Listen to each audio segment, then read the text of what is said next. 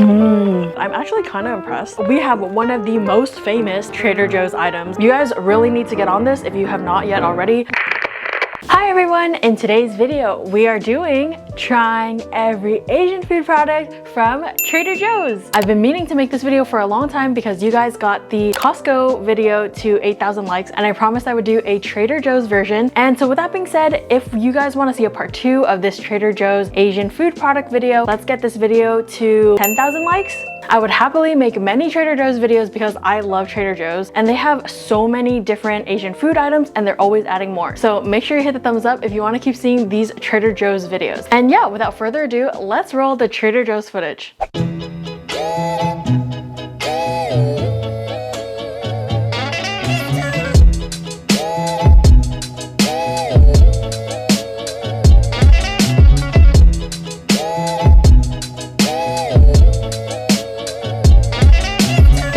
Alright, so first up, let's try some of the Trader Joe's Indian food products. I've gotten these many times before and they're so convenient. So I really like just popping one of these in the microwave whenever I need a quick meal. Here we have the lamb vindaloo. This one is arguably my favorite of the ones I've tried. To prepare the lamb vindaloo, we puncture film 2 to 3 times over lamb portion only. Heat on high setting for 3 minutes. Carefully peel back film enough to stir lamb gently. Heat for an additional 1.5 minutes or until thoroughly heated. Carefully remove film to avoid steam burns. And this one is the butter chicken. To heat up butter chicken, we puncture film with a fork to allow steam to escape. Cook on high for 7 minutes or until heated thoroughly. Carefully remove hot tray. Let product stand 1 to 2 minutes. Remove film, stir gently, and serve. So to go along with those, I have the garlic naan, which I've eaten so many bags of these. Not just with the Indian food that I get at Trader Joe's, but I just eat it as a snack sometimes. I usually just pop it in the microwave for like a minute. I've tried air frying them before and I still prefer the microwave method for some reason. I just feel like when it's in the microwave, it has like a little bit of a chewiness to it that I really like that I don't get from heating it in the air fryer. Okay, so we have our little Indian feast. We have the butter chicken, the lamb vindaloo, and some garlic naan. Just looking at this butter chicken, super flavorful. It's so smooth. We're just gonna put some of that sauce on this fluffy rice.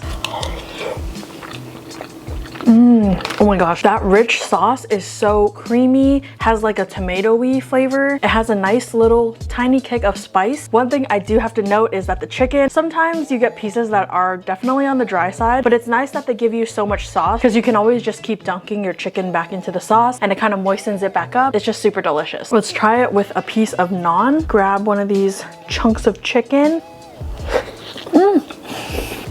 That naan seriously takes it to a whole new level. The chicken is already so flavorful and the creamy sauce has all these like aromatic spices in there. And then when you add the garlic naan, you get the garlicky flavor on top of that. And then I really love the chewiness of the naan. It just balances out that sauce so perfectly. I prefer eating it with the naan over the rice, but it's still good with just the rice. I just like having both as an option. Next up, we have the lamb vindaloo. Definitely one of my absolute favorites. The lamb is always really tender. Like you can just cut through it with your spoon. We grab a little scoop of rice. Oh my goodness, that lamb is so tender, not dry at all, and it's also so flavorful, just like the butter chicken, but in a completely different way. I personally really like lamb, but I know some people don't like the gaminess of lamb. But if you are a lamb fan, I definitely would recommend this. It's super good, super flavorful, has a nice little kick to it as well. This one pairs so perfectly with that fluffy rice. But let's go ahead and try it with the naan as well.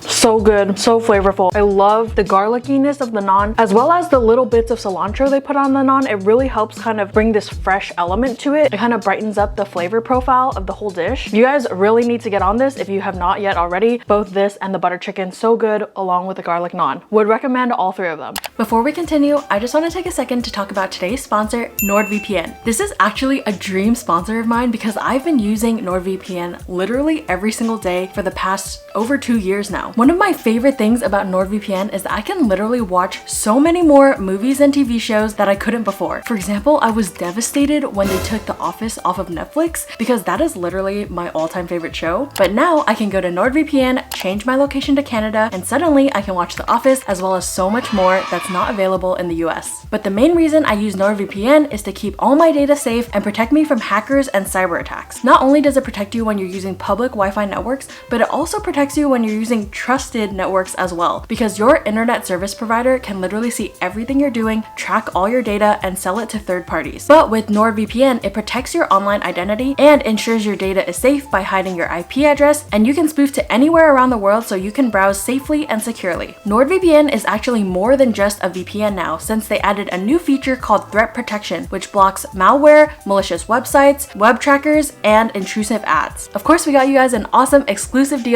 so go to nordvpn.com/meme and try it out for yourself. It's risk-free with their 30-day money-back guarantee. That's nordvpn.com/meme or click the link in the description. Thanks NordVPN for sponsoring, and let's get back to the taste test. So moving right along, we have some things we can air fry. We're not quite done with the Indian food portion, because here we have the mini vegetable samosas, and then we also have these kalua pork spring rolls. And I remember in the Costco video, a lot of you guys were saying that you do call these fried ones spring rolls, but we, at least where I grew up, we always called them egg rolls. So it's really interesting to see what you guys call these things wherever you're from. But anyway, let's go ahead and air fry these up and see how they taste. All right, so here we have our vegetable samosas and our kalua pork spring rolls. And listen, they sound so crispy. I'm so excited. Let's start off with the vegetable samosas. It really does remind me of the samosas you can get at the Indian restaurants. I actually really like how, since they're mini, they're definitely more crispy than normal samosas, I would say. And the filling is super flavorful. It has that like curry kind of taste to it. It's filled with potato and peas. I think some carrots in there. I'm definitely a fan, and I feel like these would be a hit as like a little appetizer or an hors d'oeuvres kind of situation at any party. So yeah, definitely would recommend. Now let's go ahead and try the kalua pork spring roll. These are a lot bigger than I expected them to be.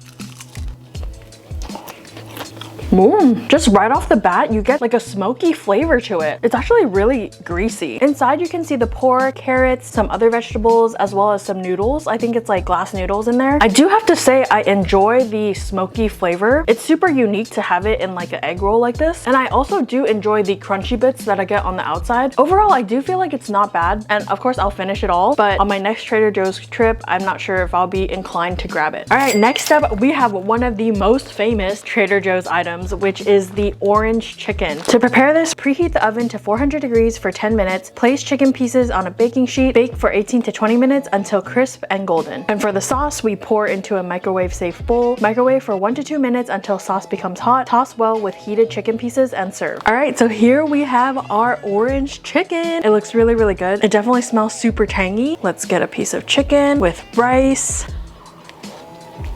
I really like the crispiness that you can get from the chicken on the outside. I feel like the batter definitely has a nice crunch. The chicken is actually really good. Some pieces do have a good amount of juiciness, but there are some pieces that are a bit dry inside. In terms of the sauce, definitely has like an orangey, citrusy flavor to it. If you are someone who craves orange chicken a lot, then this might be really good for you. I personally am not the kind of person that craves orange chicken that much, so I still don't see myself picking this up in my normal Trader Joe's run. So next up, we have this, which I'm really excited about. It's pretty new, and it's their tteokbokki. From the photo, it seriously looks so good. I personally love rice cakes. They're just so chewy and bouncy. Over the stovetop, add 1 cup of water and a sauce packet to a small saucepan. Bring to a boil over medium-high heat. Stir in the rice cakes. Simmer over medium heat, stirring occasionally until the rice cakes are cooked through and the sauce is thickened, about 8 to 10 minutes. All right, I have my tteokbokki here, and it looks so good. I am just gonna eat it straight out of the pan, because the less dishes I have to wash after this, the better. I just love the chewy, bouncy texture of the rice cake. When you bite down, it kind of like springs back, and it's just so good. I'm kind of regretting that I don't have some like mozzarella cheese to put on it, because I feel like that'd be so good. So it definitely has like a decent kick in there. I feel like for some people that can't handle spicy, this would probably be too spicy for them, but for me, it's actually a really nice level. I will say though that the sauce itself is definitely a bit too sweet for my liking. I feel like tteokbokki usually has a sweetness to it, but this one is like a little bit too sweet for me. But honestly, other than that, it's really not bad. I'm actually kind of impressed that Trader Joe's could make tteokbokki that good. Of course, I bet there's like better ones at H Mart or something, but for Trader Joe's, I definitely didn't expect it to be this good. Next up, we have these Philly cheesesteak bao buns. I actually tried it a few years ago, and I remember thinking it was pretty good. So I wanted to try it again today so I could review it for you guys. So it says you can steam it, but for convenience sake, we're just gonna use the microwave instructions. Remove frozen buns from packaging. Place on a microwave safe dish and heat for 45 seconds or until heated through. Add 15 seconds per additional bun. All right, we have our Philly cheesesteak bao buns. Kind of squishy, look at that. They have a little bit of a fluff to them. I guess let's try to actually break this apart. Whoa. Oh. Oh, whoa, look at that filling. Kind of looks a little mushy, like the meat part looks a little mushy, but it looks like there's some peppers in there as well.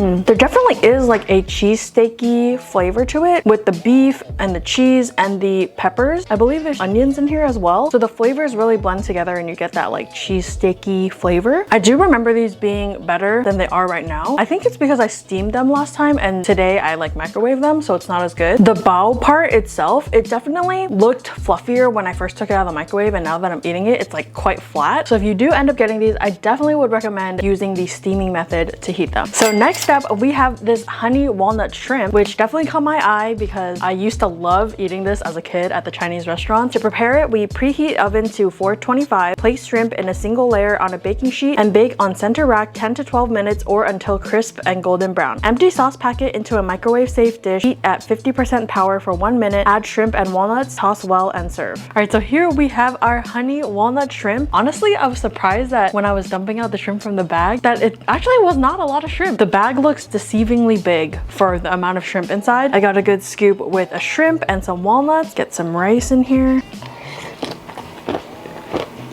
Wow.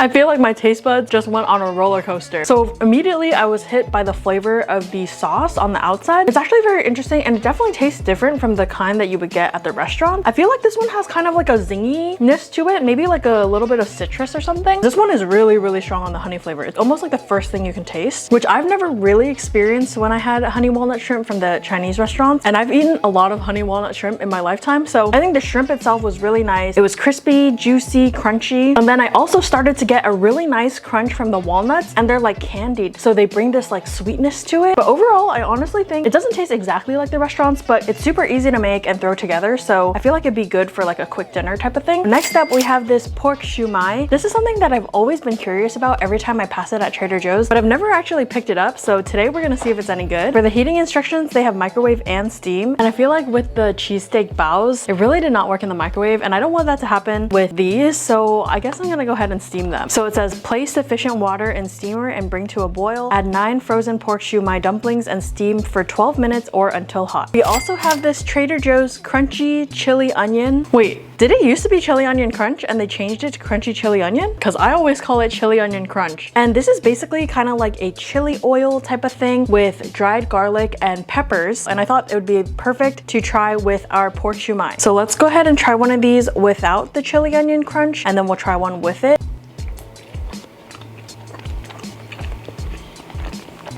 Immediately, it's so soft. When you bite into it, you barely even have to use your teeth. I think even my grandma could eat this because she doesn't have any teeth. Shout out grandma. So I feel like this would be perfect for her because she's always looking for soft food to eat. Let's try some with the chili onion crunch.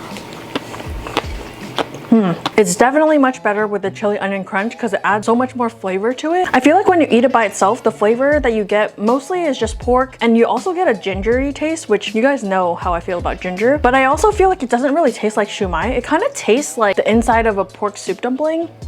Ish, but like a lot more mushy and soft. You really don't even notice the wrapper. I feel like it doesn't have any sort of chew to it. It all just kind of blends into one texture. But when you add the chili onion crunch, it does add a bit of crunchiness from the fried garlic, and then it also adds a little bit of spice. It's actually not that spicy, but you also get the garlicky flavor as well, so that makes it taste a lot better. Even still with the chili onion crunch, it's definitely not something that I would get again. Like the shumai itself is just not very good, and even the chili onion crunch can't save it that much. And also with the chili onion crunch, I definitely would like it to be spicier, but I feel like it's a good option for those of you guys who like chili oil but you don't like it too spicy. The chili oil that I really like using is the ginger chili oil. It's super flavorful. It has the garlic in there and you can really taste it. So me and my family go through this really quickly, and this is the X batch, which is like the really spicy kind. They also have a much less spicy version, but yeah, I'll link it in the description if you guys are interested. All right, so next up we have this Thai vegetable gyoza. I've definitely had their pork gyoza before, and that's something that I've bought bought time and time again. So I thought I would try one of these and hopefully it'd be good. For the instructions, it says remove gyoza from bag and place on a microwavable dish. Sprinkle 1 to 2 tablespoons of water on gyoza and cover with plastic wrap. Heat on medium-high power for 2 to 4 minutes or until hot. Serve immediately with your favorite soy or dipping sauce. So here we have our Thai vegetable gyoza. It's super hot, that's why I'm still wearing my mitts. Very interesting. It's super soft for the most part, but then the top part of the dumpling skin, like where it meets the other dumpling skin, like where the fold is basically, it's kind of hard, and the hard part is quite unpleasant to chew through. So not a fan of the skin, at least using the microwave method. The filling is actually not bad, just kind of has like a savory vegetable flavor. You can see some carrots, onion, green onion, cabbage, I think. I feel like there's a hint of ginger to this as well. I feel like these would be better pan fried, even though they didn't provide a pan frying method to prepare these. So I feel like I'm kind of undecided on this until I try pan frying it or maybe the steaming method. But based on the microwave method that I used, I think it's just okay. So next we have this bulgogi beef fried rice with kimchi. For the heating instructions, we're gonna do the pan fry method. Heat a non-stick frying pan over medium-high heat. Add contents of bag and cook for 7 minutes or until internal temperature reaches 165 Fahrenheit. Stir frequently. All right, so here we have our bulgogi fried rice with kimchi, and honestly, it looks and smells so good. You can see that they have some green beans in there, which was really interesting. They also, of course, have kimchi and the bulgogi pieces. So the green beans and the kimchi definitely add like a crunchy factor to it. And then the meat is surprisingly pretty decently tender. Like I was scared that it would be really tough, but it's actually not. I feel like the beef doesn't have much of a bulgogi taste. At least I can't really taste it that much. And honestly, overall, the whole fried rice, it's kind of like on the blander side. I mean, it says it's a bulgogi fried rice with kimchi. The bulgogi flavor, I really don't get much. And the kimchi flavor, I also feel like it's not super present. I would definitely add like a hot sauce to this or something. I do really like the texture of the rice. It has a good fried rice texture, if you guys know what I mean. You know how when you make fried rice, you usually want to use day-old rice? This fried rice tastes like it was made with day-old rice. But overall, honestly, it's not bad. It just may need some little extra oomph in the flavor department. So last but not least, we have these Trader Joe's ice cream mochi. I got the green tea flavor as well as the strawberry flavor. I know that they have a lot of different flavors of these. Let me know what your guys' favorite Trader Joe's mochi flavor is in the comments so that hopefully I can try it in part 2 if we end up doing part 2. So each of these boxes comes with 6 little mochis inside. Considering it's green tea, it's actually not that green. It actually does have a decent amount of green tea flavor in it, but I wouldn't say it's like super strong. It's pretty subtle. Not that I'm really complaining because it's actually quite nice and it's not too sweet for all my not too sweet dessert lovers out there. The mochi layer on the outside isn't as like soft and chewy as I would like it to be. Maybe I need to let it sit and defrost a little bit more. I think the ice cream also a little bit on the icy side. I feel like you can see it in the texture, but overall it's honestly not bad. Let's go ahead and try the strawberry flavor. It definitely has like a strawberry yogurt-y type of taste. Like it literally tastes like I'm eating strawberry yogurt kind of. I feel like I have similar opinions on this one as the green tea one we just tried. Ice cream is not super creamy or anything, like I said. And the flavor of the strawberry is quite subtle and the mochi wrapper is pretty much the same as the first one. So I feel like overall, these are definitely not bad and I would get them again. But if you guys have ever tried this brand of ice cream mochi, this is the one that I grew up on and I feel like I like that brand more. So if you guys ever see that at your like Asian supermarket or anything, I would definitely recommend trying that one. So that's it for this Trader Joe's Asian food products video. If you guys want to see a part 2, don't forget to give this video a thumbs up because we will do it if we get to 10,000 likes. Also make sure to comment below your favorite Trader Joe's Asian food products so that way if we do get to 10,000 likes then I can make sure to try some of your guys' favorites. And yeah, if you guys like this video, make sure you hit the subscribe button and turn on the bell so you get notified when I upload. Give this video a thumbs up. And here's today's comment shout out. Thank you so much for your support. And if you want to be in the next video's comment shout out, make sure you comment something down below. And yeah, I'll see you guys in the next one. Bye! Stuff on my face? I don't think so. Or like crispy, then... Are you recording? Yes.